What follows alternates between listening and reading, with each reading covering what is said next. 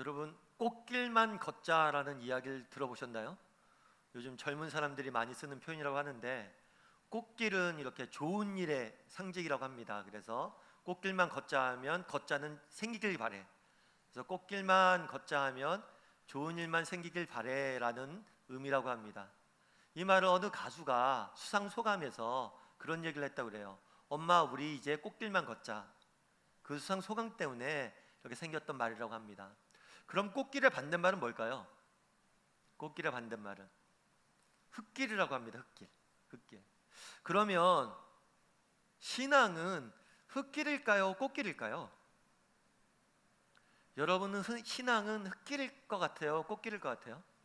우리 옆 사람에게 한번 물어볼까요? 신앙이 흙길 같습니까? 꽃길 같습니까?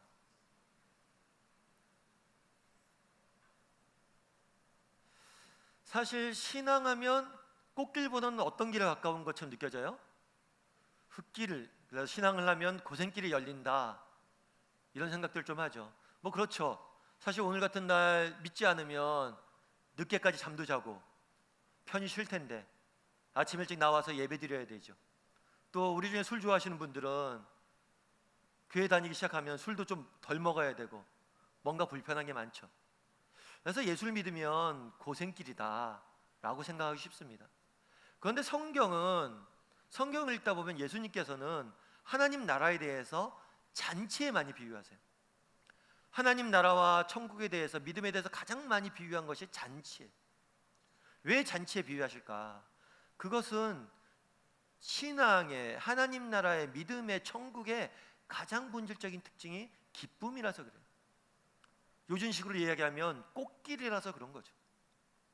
그런데 안타까운 것은 많은 사람들이 성경은 꽃길이라고 얘기하는데 많은 사람들이 흙길이라고 생각하고 살아가는 게 현실입니다. 그렇다면 왜 이런 일들이 있을까요? 어떻게 하면 신앙이 주는 그런 잔치의 기쁨들, 꽃길들을 우리가 맛볼 수 있을까요? 이 부분에 대해서 저는 오늘 여러분과 본문의 비유를 가지고 몇 가지 살펴보길 원합니다. 그래서 이 시간을 통해서 정말 다시 한번 우리의 시선이, 우리의 마음이 조금 변화되어지고 기쁨이 가득한 시간이 되어지기를 소망합니다. 먼저 첫 번째로 오늘 본문에 살펴보길 원하는 것은 미련한 처녀들, 미련한 들러리들에 대한 이야기예요. 1절에 보면 이렇게 되어 있습니다. 우리 1절 한번 같이 읽어보면 좋을 것 같습니다. 그때 천국은 마치 등을 들고 신랑을 맞으러 나간 열 처녀와 같다 하니르니. 오늘 본문의 배경은 결혼식입니다. 결혼식. 그런데 우리가 성경에 보면 결혼식에 대한 이야기들이 많이 나오고 예수님을 신랑에, 우리를 신부에 비유한 비유들이 많이 나옵니다. 그런데 이 결혼식과 신랑과 신부와의 관계를 이해하기 위해서는 당시 유대 이스라엘 사람들의 결혼 풍습을 좀 알아야 돼요. 당시의 결혼식은 세 가지 단계를 거쳐서 결혼이 이루어집니다. 첫 번째는 약속이에요. 양가 부모님들 모여서 결혼을 약속을 합니다. 우리나라 표현으로 하면 뭐가 될까요? 상견례 정도 될 것 같아요. 그런 다음에 뭘 하냐면 약혼식을 합니다. 우리나라는 약혼식을 해도 되고 안 해도 되는데 유대교는 반드시 약혼식을 합니다. 그런데 이 약혼식은 우리가 생각하는 그냥 친한 사람들끼리 모여서 약혼 반지 나누는 시간이 아니에요. 우리나라는 결혼을 먼저 합니까? 혼인식을 먼저 합니까? 경우에 따라 다르지만 보통 결혼식을 하고 혼인신고를 하죠. 그런데 약혼식은 혼인신고와 같은 거예요. 저기는 약혼식은 법적 효력을 갖는 겁니다. 그러니까 법적으로 공동체 안에서 약혼식을 통해서 우리는 부부다 라고 선포하는 자리가 약혼식에, 혼인신고를 하는 거죠. 그런데 재미있는 건 뭐냐면 혼인신고를 하고 같이 안 살아요. 신랑 신부가 각자 집으로 돌아갑니다. 그리고 6개월이 됐건 1년이 됐건 결혼을 준비를 해요. 그런 다음에 나중에 때가 되면 신랑이 신부를 데리러 신부 집에 갑니다.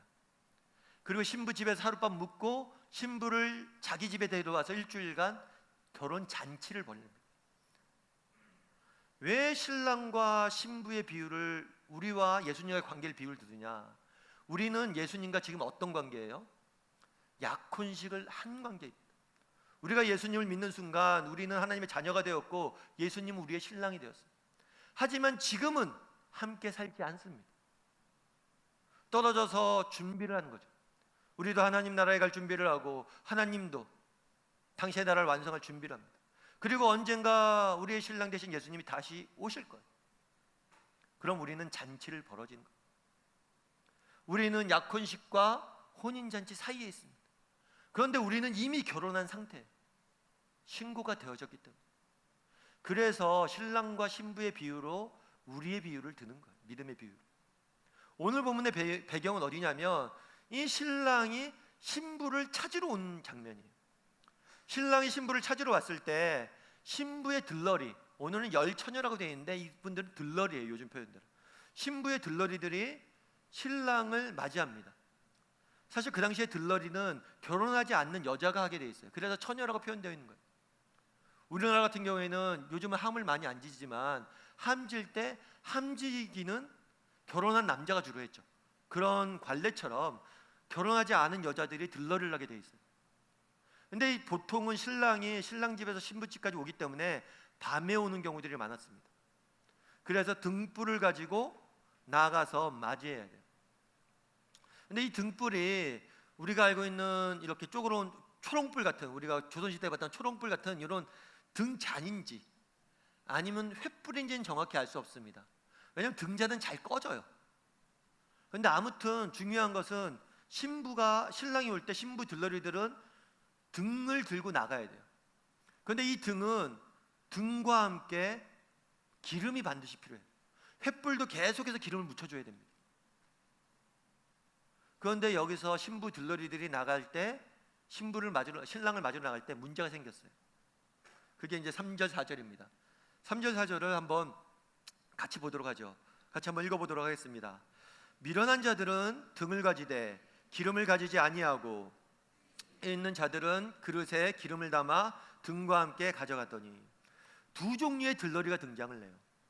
한쪽 들러리는 미련한 들러리고 한쪽은 슬기로운 들러리입니다. 그런데 둘의 차이는 뭐냐면 한쪽은 등만 준비했고 한쪽은 등과 함께 충분한 양의 기름을 준비했어요. 그렇다면 왜 예수님께서는 이 비유를 드셨냐는 거예요. 왜 신부 들러리가 있는데 들러리 중에 일부는 기름을 준비하지 않았다라는 표현을 하셨을까요? 등과 기름은 도대체 뭘 의미할까요? 등은 보입니다. 등은 들고 있는 게 보이죠. 외적으로 등을 들고 있기 때문에 모두가 준비되어진 것처럼 보일 수 있어요. 그런데 내적으로 기름이 없으면 등불은 꺼지게 됩니다. 외적으로 모두가 준비되어 온 것처럼 보여질 수 있지만 내적으로 내용이 없다면 준비가 안 되어졌다는 거예요. 1차적으로 그런 거겠죠. 1차적으로 이 메시지는 그 당시에 바리새인들에게 준 메시지일 거예요. 그 당시 바리새인들은 유대교를 믿었습니다. 하루에 3번씩 나가서 하나님께 기도했어요. 정말 누구보다도 종교질 열심히 있고 각종 종교 활동들을 했습니다. 그럼에도 불구하고 니네가 그렇게 종교 활동을 하지만 니네 마음속에 하나님을 진정으로 사랑하는 마음이 없다면 너희는 준비되지 않은 거예요. 그런 외적 종교 활동들이 너희의 믿음을 보장하지 않을 것이다 이야기하는 거예요. 또한 제자들에게 주는 메시지이기도 하죠. 너희가 나의 제자라고 하느냐? 정말 너희가 제자라, 예수님의 제자였다는 사실이 너희를 지켜주지 않을 거란 거예요. 너희 안에 진정한 믿음이 있고 마음이 있어야지만 된다는 겁니다.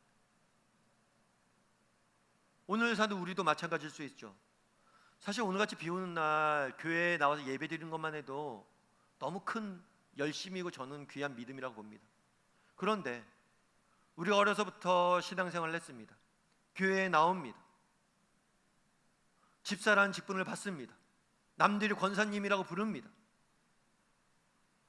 그런데 내 안에 하나님에 대한 사랑과 정말 형제에 대한 사랑이, 믿음이 없을 수 있다는 것.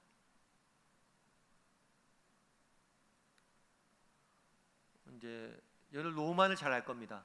그 당시에 이제 로마가 이스라엘 지역을 비롯해서 유럽과 전 지역을 지배하고 있었어요. 로마 황제 중에서 가장 유명한 황제 중에 한 명은 시저입니다. 시저가 황제로 대관식을 하는 날이었어요. 관을 쓰는 거죠, 왕관을. 왕관을 할 때 신에게 제물을 바쳤습니다. 그런데 그때 좀 놀라운 일이 있었어요. 신에게 제물을 바치는데, 제물을 바칠 때 동물을 쪼갰는데 그 동물의 심장이 없었어요. 그것 때문에 호사가들이 말이 많았습니다. 그래서 어떤 얘기가 있었냐면, 심장이 없다는 것은 시저가 말년에 비참한 종말을 맞게 될 거라는 상징이다. 근데 역사 호사가들의 말처럼 실제 역사는 그렇게 흘러갔죠. 이방 종교에서도 정말 심장, 중심이 없으면 안 된다라는 생각이 있어요. 하나님도 그날에 왜 등과 등은인데 기름이 없다라고 말씀했느냐? 정말 우리가 외적으로 종교 활동들을 할 수 있습니다. 하지만 우리 안에 진정한 믿음이 없을 수가 있다는 거예요. 그걸 너희가 점검해 보라는 거예요. 그런데 오늘 본문에서 또 슬기롭고 미련한 자, 슬기로운 사람들은 정말 기름을 준비했는데 슬기롭고 미련한 자를 또 대비시키는 또 한 가지 지점들이 있습니다. 그건 뭐냐면 8절과 9절이에요. 우리 8절과 9절 한번 읽어보도록 하죠. 같이 읽겠습니다.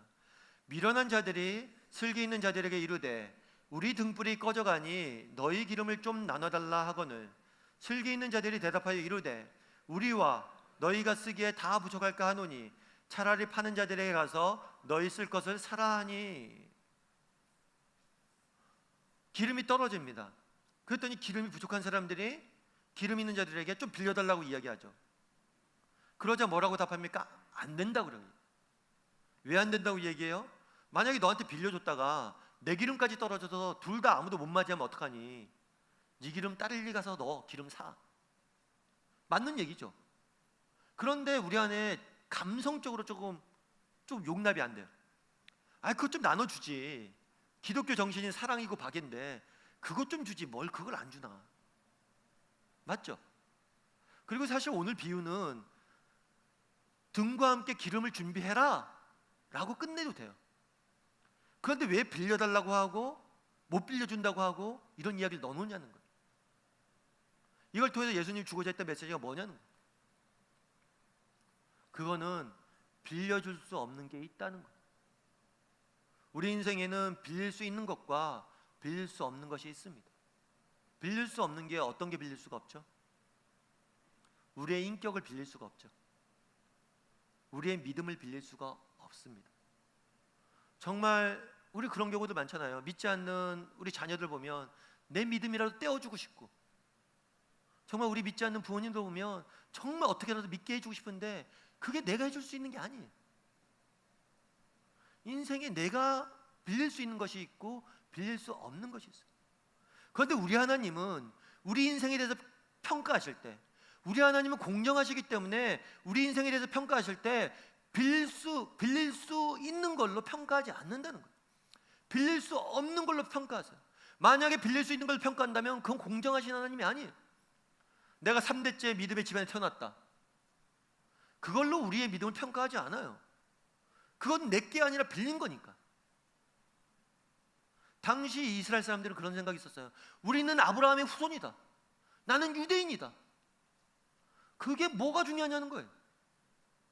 네가 아브라함의 후손이고 유대인인데 그게 너의 믿음을 지켜주냐는 거예요. 그런 걸로 내가 널 평가하지 않을 거라는 거예요. 그게 맞죠? 인생에 빌릴 수 없는 것들이 있다는 거예요. 조지 스윈팅은 이런 얘기를 써요. 하나님에게는 자녀만 있지 손자가 없다. 멋진 말인 것 같아요. 집사님, 요즘 기도는 열심히 하십니까? 저희 아내가 열심히 합니다.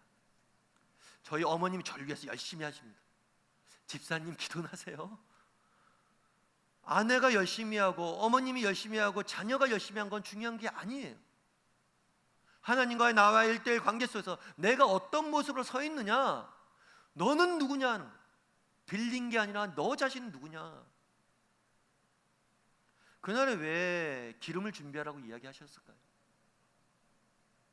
외적인 종교 활동들 형식이 아니라 정말 네 마음속에 정말 믿음이 있고 하나님을 사랑하는 마음들이 있냐는 거예요. 그날에 왜 빌려줄 수 없다라고 이야기했을까요? 정말 너 자신을 내가, 너 자신의 믿음을, 너 자신의 마음을 내가 보길 원한다는 거예요. 그러면 그날에 이런 비유를 드신 이유는 무엇일까요? 책망하기 위함이 아닙니다. 바리새인들 책망하고 유대교 사람들 책망하기 위함이 아니에요. 빨리 준비하라는 거예요. 혹시라도 우리 안에 기름이 없다면 기름을 준비해야 됩니다. 혹시라도 우리 안에 기름이 없는데, 없는 것도 모르고 언젠가 내가 빌릴 수 있겠지 라고 생각한다면 지금부터 준비하라는 거예요. 그리스 시라큐스에 가면 이런 동상이 하나 서 있다고 합니다. 이 동상은 되게 관객들이 처음 보면 되게 많이 웃는데요. 그런데 나중에 보면 감동을 받는데요. 왜 웃냐면 모양이 좀 웃긴다고 합니다. 이 동상의 앞모습을 보면 앞머리가 숱이 굉장히 많아요. 그런데 뒷머리는 대머리예요. 그리고 발에는 날개가 달려있어요. 왜 이런 모양이었을까? 이렇게 써 있습니다. 앞머리가 무성한 이유는 사람들이 나를 보았을 때 쉽게 붙잡을 수 있도록 하기 위함이고, 뒷머리가 대머리인 이유는 내가 지나가면 사람들이 다시 붙잡지 못하도록 하기 위함이며, 발에 날개가 달린 이유는 최대한 빨리 사라지기 위함이다. 나의 이름은 기회다 라고 이야기합니다. 나의 이름은 기회다. 올 때는 언제든지 붙잡을 수 있지만 지나가면 못 잡는다는 거죠. 그날에 왜 이 비유를 두셨습니까? 우리 생도 마찬가지라는 거예요. 언젠가 지나갈 것이고, 지나가면 우리에게 기회가 있을 때 너희 준비하라는 거예요. 우리가 아직 낮이고 기회가 있을 때 기름을 준비하라는 거예요. 바라기는 우리 다음의 식구들이 정말 기름을 준비할 수 있는 사람들이 되었으면 좋겠습니다. 정말 내가 정말 나와 하나님과의 관계 속에서 내 안에 정말 믿음이 있는지, 하나님을 사랑하는 마음이 있는지 한번 점검해보고 기름을 준비할 줄 아는 우리 다음의 식구들이 되기를 주님의 이름으로 소원합니다.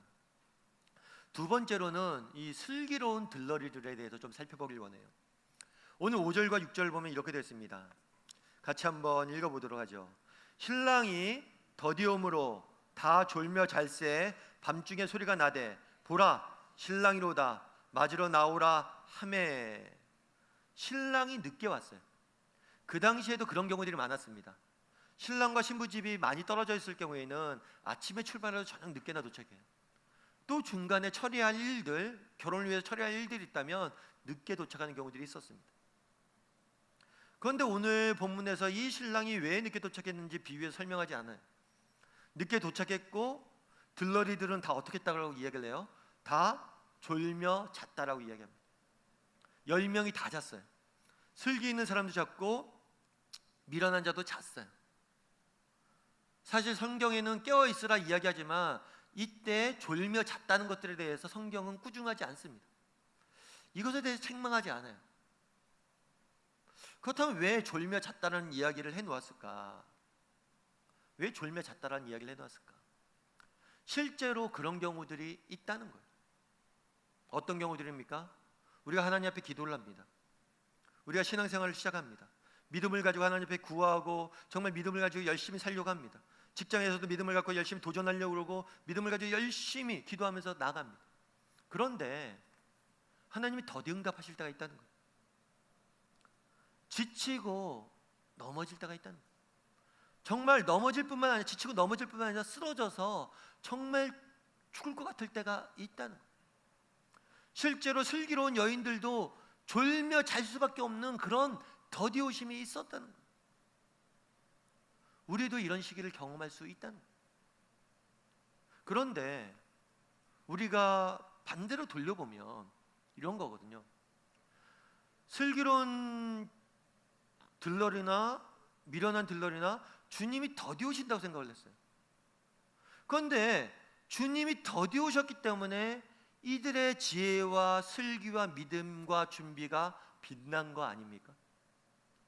만약에 주님이 진작 오셨다면 준비된 사람과 준비 안 된 사람은 어떻게 구별해요? 기름이 준비된 사람과 준비되지 않은 사람은 못 구별합니다. 오히려 기다림의 시간들이 있었기 때문에 이 들러리들의 지혜가 훨씬 더 빛날 수 있었다는 거예요. 달리 이야기하면 우리가 보기에는 이 기다림의 시간들이, 정말 내가 믿음을 가지고 열심히 기도하고 열심히 나갔는데도 하나님이 응답하지 않고, 이 어려운 시간들이 지금은 힘들고 지치는 시간으로 보이지만 사실은 이 시간들로 인해서 우리의 삶이 더 가치 있어지고 빛나진다는 거예요. 지혜로운 들러리들은 어떻게 지혜롭다 평가를 받습니까? 더디봤기 때문이에요. 기다림의 시간들은 우리의 가치를 훨씬 더 높이는 거예요. 예전에 어떤 책을 한번 읽었는데 그 책에서 이런 얘기가 나와요. 어떤 공장에 기계가 하나 있었습니다. 비싼 기계예요. 근데 이 기계가 고장이 났어요. 그래서 본사에 연락을 했습니다. 기계 수리공 좀 보내달라고. 근데 기계 수리공이 왔어요. 그 수리공이 와서 기계를 고쳤어요. 근데 고치는 거 보니까 망치 들고 와서 몇 번 퉁퉁퉁퉁 치더니 가요. 근데 기계가 고쳐졌어요. 나중에 수리비를 청구를 했습니다. 이게 얼마 청구가 됐냐면 5파운드 10실링이 청구가 됐어요. 우리나라 돈은 꽤 큰 돈이었다고, 당시에 큰 돈이었다고 이야기를 하더라고요. 꽤 큰 돈이 청구가 된 거예요. 너무 비싸다는 생각이 든 거예요. 와서 하는 거 보니까 망치로 몇 번 두들기더니만 저 돈을 받아가? 말도 안 되네. 그래서 청구서를 보냈어요. 청구서 내역을 보내달라고 그랬어요. 그랬더니 그날 그 사람이 가서 일한 시간의 가치는 10실링입니다. 그런데 그 사람이 그 기술을 배우는 데까지 들었던 시간과 비용이 5파운드입니다. 그래서 우리는 5파운드 10실링을 청구합니다. 세상도 마찬가지랍니다. 우리가 준비되고 기다리는 시간들이 때론 길어질 수가 있어요.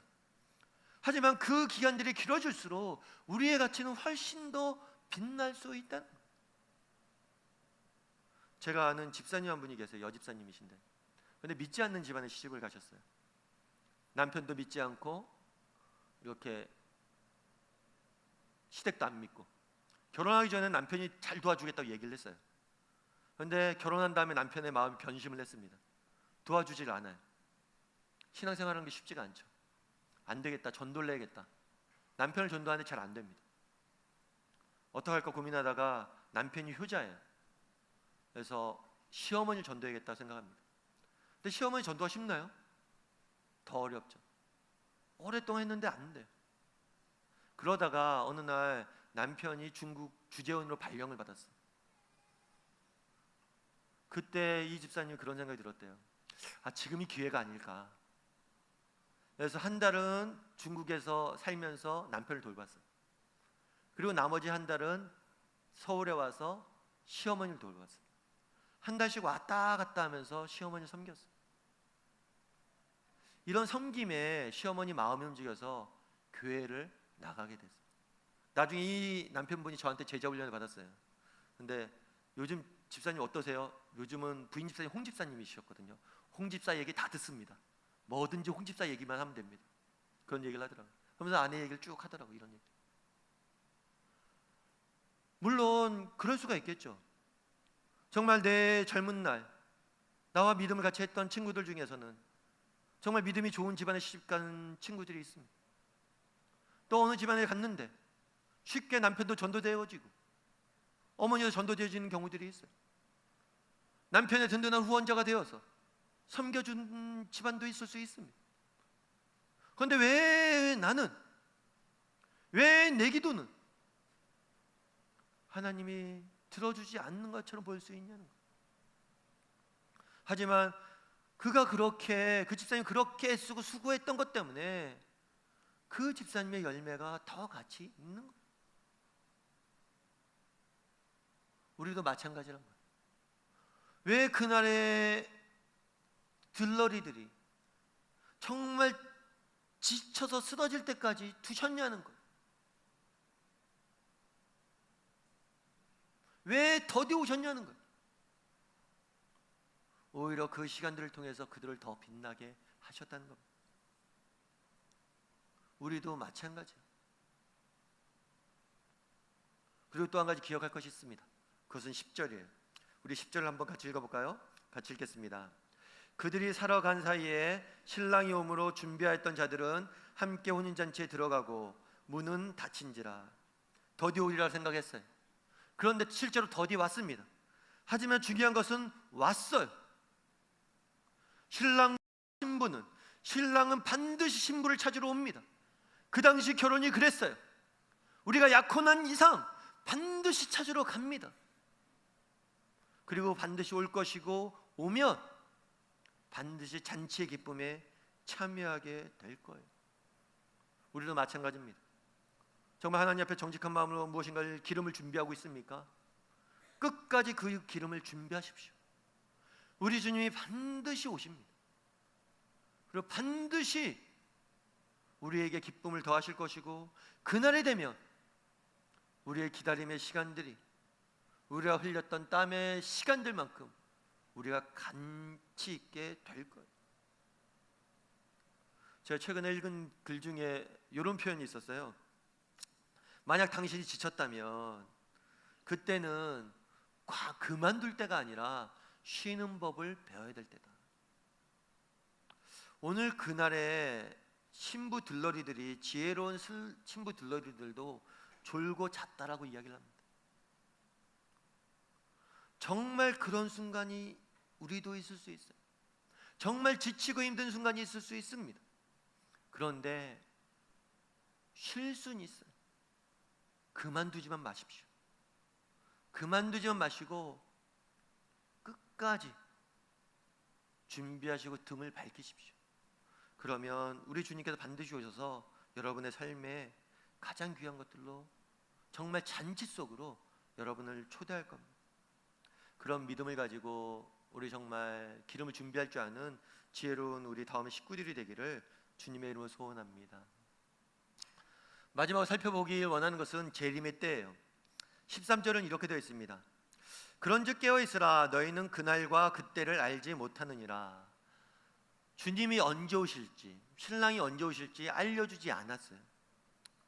그렇죠. 들러리 입장에서는 밤 1시에 온다 그러면 알아 준비할 텐데 이거 언제 올지도 모르고 해 지자마자 시작해서 밤새 기다려야 되는 입장에서는 답답할 수가 있죠.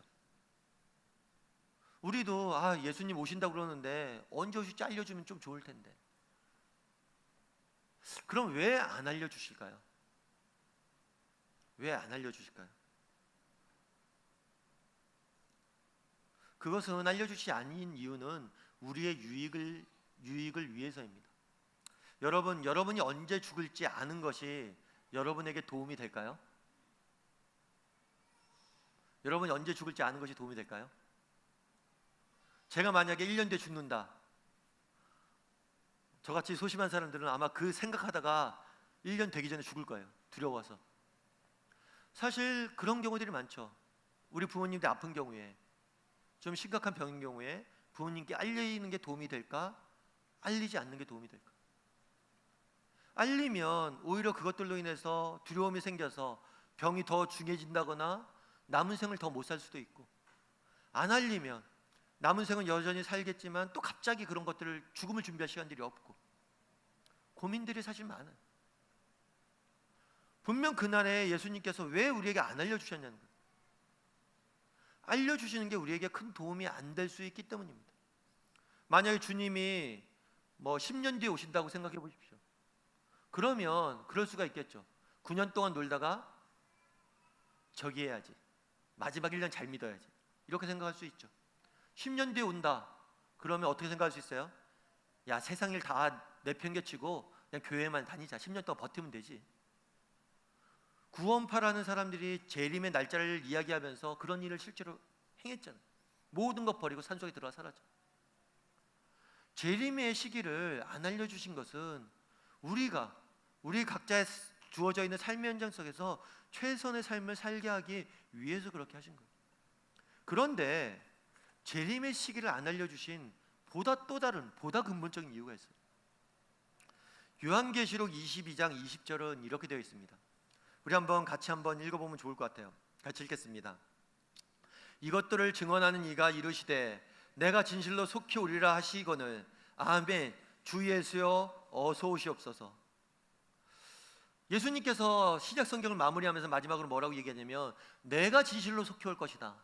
그랬더니 제자들이 뭐라고 그래요? 아멘. 주 예수로 오시옵소서. 예수님께서 속히 오신다고 그랬는데 2000년이 지난 지금까지 오셨습니까? 안 오셨습니까? 오셨어요? 안 오셨어요? 안 오셨죠. 제가 어려운 거 묻는 거 아니잖아요. 그럼 예수님이 거짓말 하신 겁니까? 예수님은 거짓말 하신 거고, 속히 온다 거짓말 하신 거고, 제자들은 또 뭐예요? 아멘 주 예수의 오시옵소서. 바보처럼 그걸 믿고. 실제로 제자들은 믿었어요.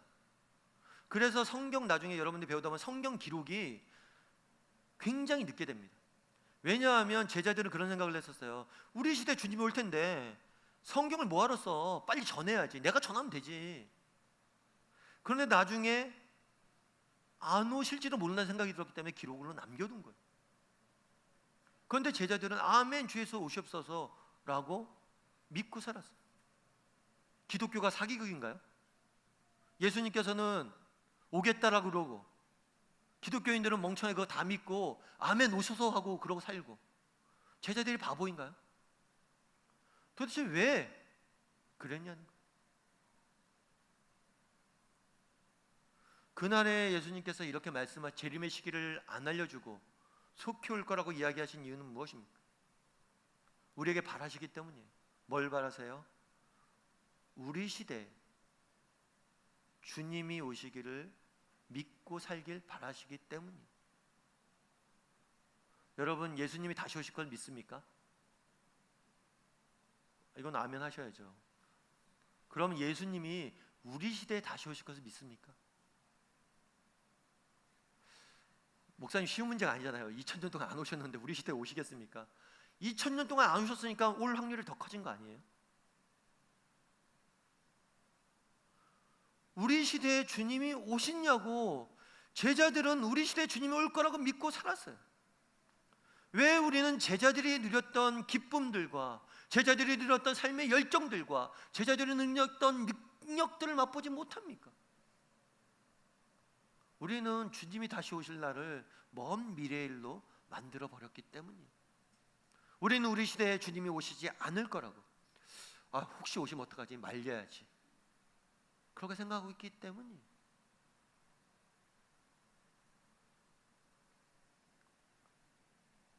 여러분, 저희 보이시죠? 이게 오른쪽 사진이 이제 달에서 지구를 찍은 사진이에요. 원래 조 모양인데 원래는 흑백 사진이에요. 처음 찍은 거. 근데 컬러를 나중에 바꾼 건데 최초로 달에서 지구를 찍은 모습이래요. 너무 아름다웠다고, 지구를 처음 본. 이 사진을 찍은 배경이 어떻게 되냐면 아폴로 16호가 1972년에 저 사진을 찍었어요. 그런데 그때 이제 선장이 찰스 듀크란 선장이었어요. 이 선장이 대위권에 올라가서 저 사진을 찍고 지구를 보면서 너무나 그 지구의 아름다움에 황홀경에 빠졌대요. 그래서 저 아름다운 지구를 보면서 그런 생각이 들었대요. 야, 저런 아름다운 지구에 무슨 인종차별이 있고 국경이 있고 전쟁살이가 있고 인생에 뭐 그렇게 어려운 일들이 있을까, 이런 생각이 들었대요. 그리고 실제로 이 선장은 비행을 하기 전에는 예수도 안 믿었어요. 그리고 부부 사이도 굉장히 안 좋아서 이혼 위기였어요. 그런데 하늘에 올라가서 지구를 본 다음에 내려와서는 예수도 믿게 되고 부부 관계도 회복이 되었어요. 왜요? 정말 하늘에서 보니까, 하늘에서 지구 한번 보니까 생각이 바뀐다는 거예요. 존 스토트라는 목사님이 있습니다. 그 목사님이 어떤 책에서 이런 글을 쓰셨어요. 눈을 드십시오. 여러분은 분명 시간의 피조물이지만 동시에 영혼의 자녀입니다. 여러분은 천국 시민이요, 이 땅의 나그네요, 천성을 찾아가는 순례자입니다. 어떤 젊은이가 있었습니다. 그 젊은이가 길에서 우연히 $5짜리 돈을 주셨습니다. 그 다음부터 또 돈을 주실까 싶어서 그 뒤로 걸을 때마다 땅에서 눈을 떼지 않았습니다. 세월이 흘러 그에게 남은 것을 생각해 보십시오. 그에게 남은 것이라곤 땅에서 준 29,516개의 단추와 54,172개의 핀과 12센트와 그리고 굽은 등과 인색한 성질뿐이었습니다. 그가 잃어버린 것을 생각해 보십시오. 그는 찬란한 햇빛과 밝은 별빛과 친구들의 웃은 얼굴과 봄철의 꽃들을 보지 못했습니다. 왜냐하면 눈이 땅에 가 있었기 때문입니다. 오늘날 이런 그리스도인들이 너무나 많습니다. 물론 우리는 이 땅에서 해야 될 중요한 일들이 많습니다. 그러나 내가 누구이며 어디로 가고 있는지를 잊을 정도로 그 일들에 나를 내어주어서는 안 됩니다. 그날에 왜 예수님께서는 재림의 시기를 안 알려주셨을까요? 그날에 왜 예수님께서는 속히 올 것이라고 이야기했을까요? 왜 그날의 제자들은 당대에 예수님이 오실 거라고 믿고 살았을까요? 그만큼 다시 오실 주님을 늘 생각하고 살았다는 거예요. 당대 실제로 주님이 오시던 말던 그 결과와 상관없이 우리 시대에 오실 주님, 다시 오실 주님, 언젠가 우리가 가야 될 하늘나라, 그것들을 바라보고 살았다. 그것들을 바라보고 살자 그들의 삶이 달라지기 시작한 거예요. 우리의 문제는 무엇입니까? 신랑이 오실 거란 걸 바라보지 못하는 거예요. 왜 신랑이 알려주지 않습니까? 조저녁부터 늦은 밤까지 그 신랑을 생각하며 기다리라는 거예요. 그러면 우리의 삶들은 달라진다는 거예요. 바라기는 우리 다음의 식구들이 다시 오실 주님을 바라보았으면 좋겠습니다. 정말 우리가 가야 될 하늘나라를 꿈꿨으면 좋겠어요. 그랬을 때 우리의 삶들에 정말 기쁨과 열정과 의지가 생길 겁니다. 그렇게 하늘의 나라를 바라볼 줄 아는 저와 여러분이 되기를 주님의 이름으로 소원합니다.